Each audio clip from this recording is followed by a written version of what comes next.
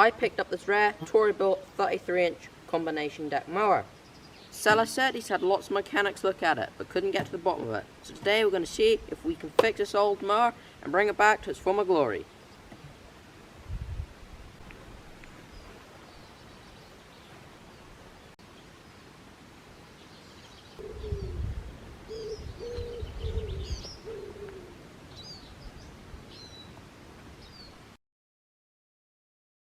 Right, at first glance this thing is in pretty good condition. It's a Troy Bilt. These usually are in America. I've seen very few here in the UK. So, take a look at the engine and see if we can diagnose that non-starting problem.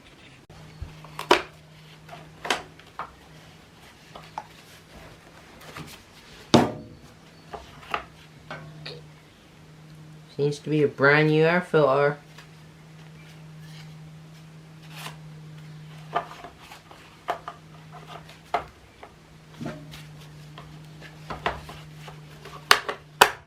And that carburetor also looks brand new. Same with the fuel filter. I think he might have said that was all replaced, but that looks mint. We'll check the oil.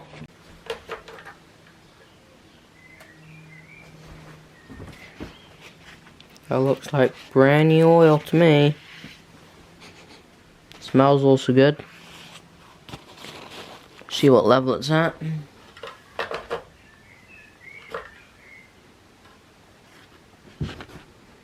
That is bang on the full mark. That is perfect. Well, so far it's looking pretty good. There's clearly going to be a problem with the engine though. Look how the fuel smells. This fuel smells a bit old.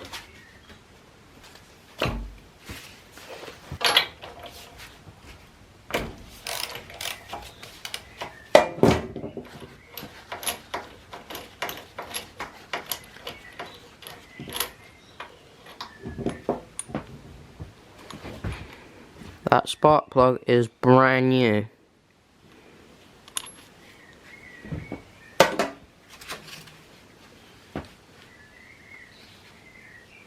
Right, let's see if we've got spark.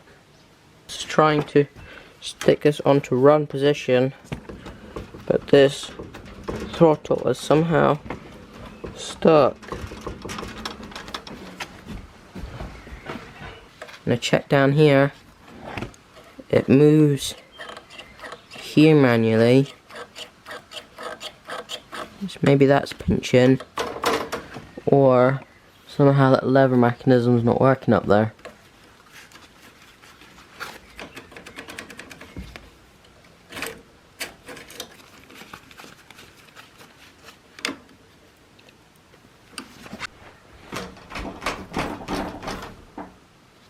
Seems the cable's seized, so add a bit of WD-40 down.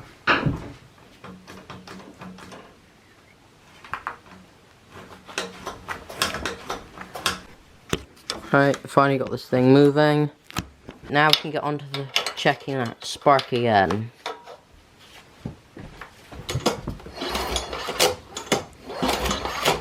Yeah, I don't know if you can see, but there is spark there, so that's a win. Right, there is spark there. You're gonna have to take my word for it. Right, now that we've got spark and a clean air filter, we'll check if we're getting fuel. Looks like it's a brand new carburetor. We'll still take the bowl off to see if there's any dirt in it.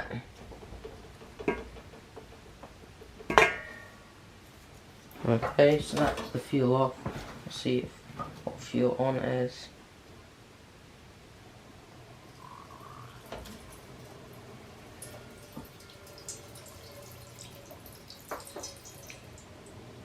That stuff smells pretty old. Right, next we'll just take off the fuel bowl.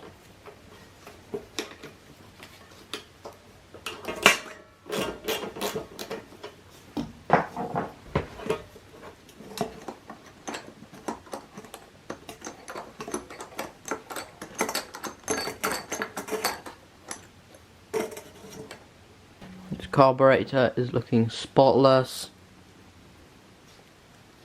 I think it's a brand new carburetor, so I don't think it'll be clogged up. I think the carburetor will be fine, because that is spotless in there. And when I tried it, I think we're having compression issues. I think it's our problem, so just wanted to check though, to make sure that the carburetor's not bunged up or anything.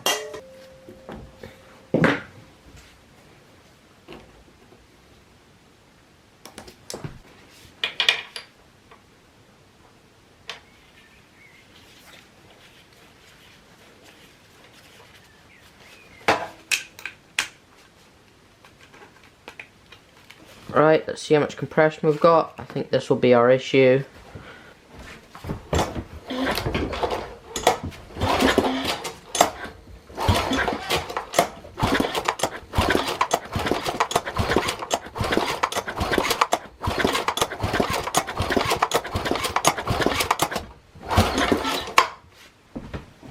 Right, what are we looking at? 50. That is absolutely terrible. Should be looking at least around the 90 mark. I'll give it one more shot with the carburetor fully open.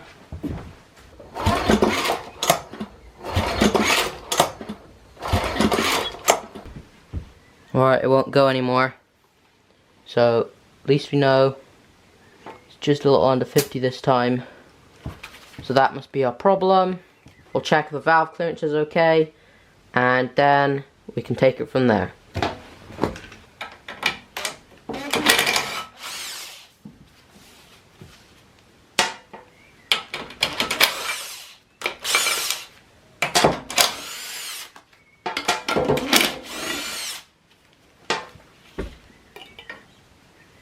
Alright, we'll just find top dead center. Put the screwdriver very carefully into the piston.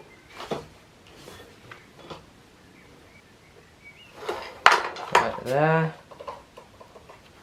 And those valves look perfect to me.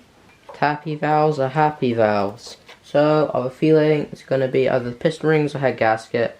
Right, I've got to add a spoonful of oil into the cylinder head so we can see also if it's our piston rings.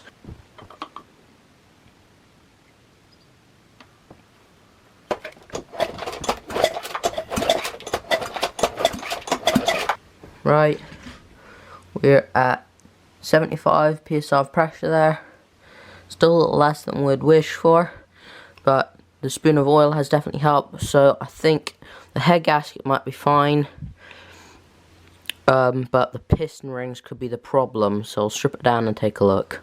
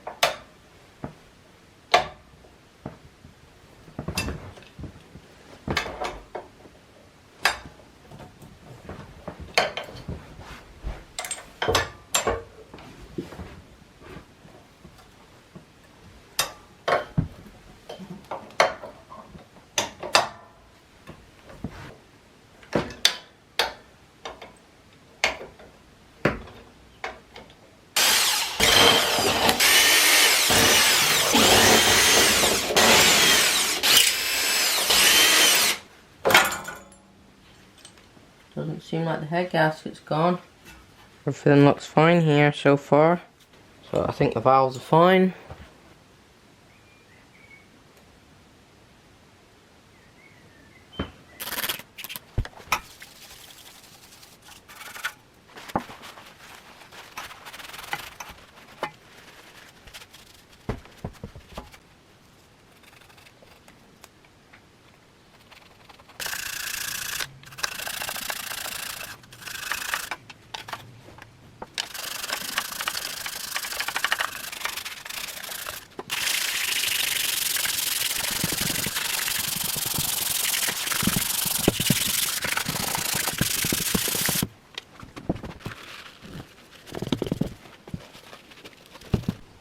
Right, taking a look at the head gasket here.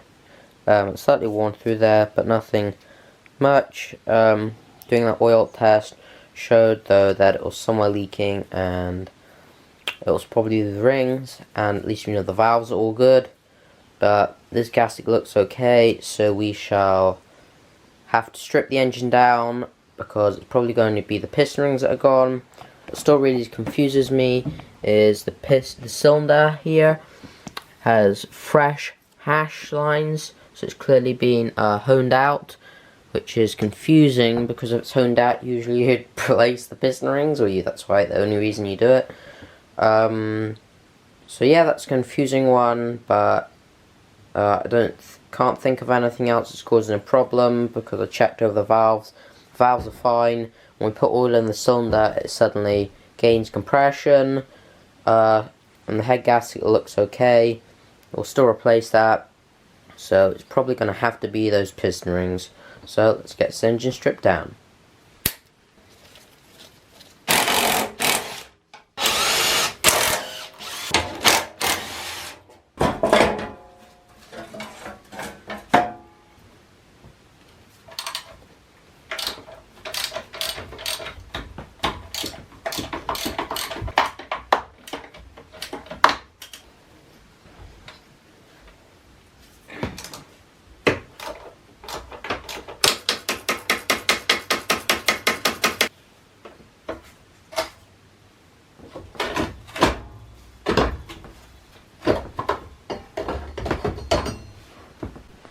Right, that's her out.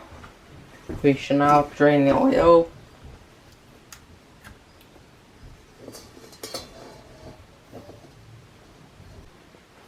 The oil looks brand new to me. Well, anyway, just give it an oil change, but that oil looks perfectly fine to me.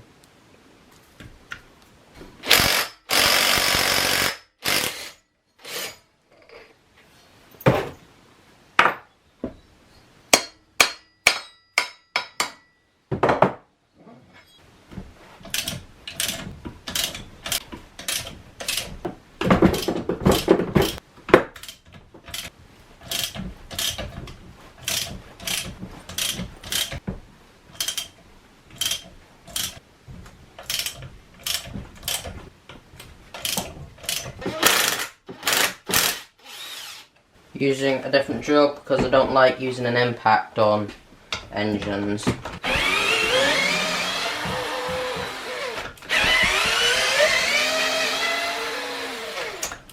Right, sadly I can't find my rubber hammer anywhere, and I don't want to use normal hammer because that's just going to turn out disastrous. So we're going to have to hammer with this piece of wood.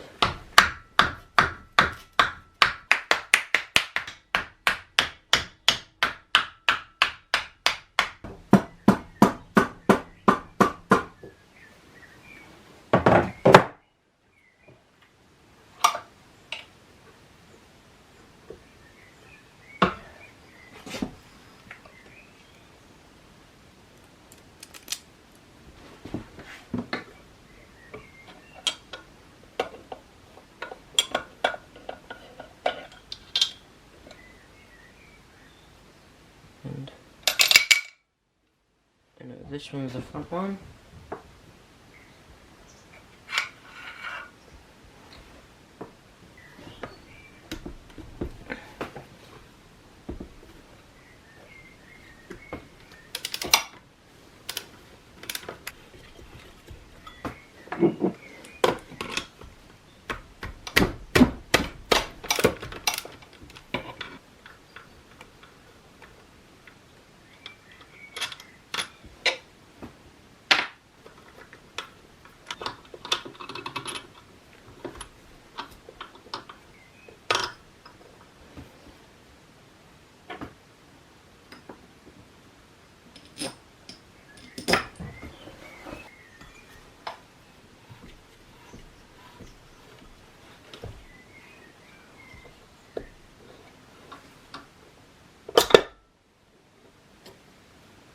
Right, that's everything laid out. I just cleaned up the casings, so they'll be ready for the new gaskets. The cylinder looks like it's been honed out, which is very confusing. That's what I said from the beginning. We'll check our piston ring gaps now and see if that's our problem.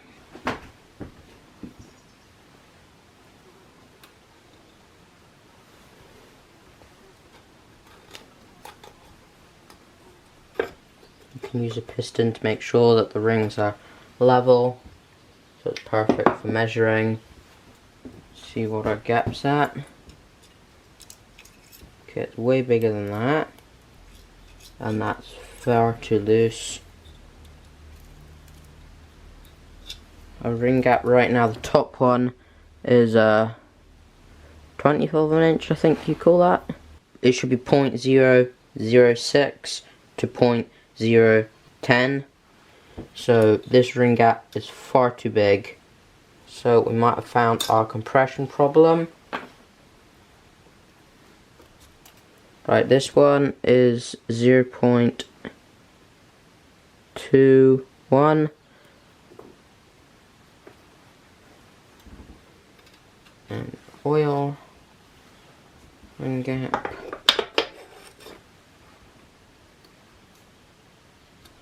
Oil ring gaps also the same.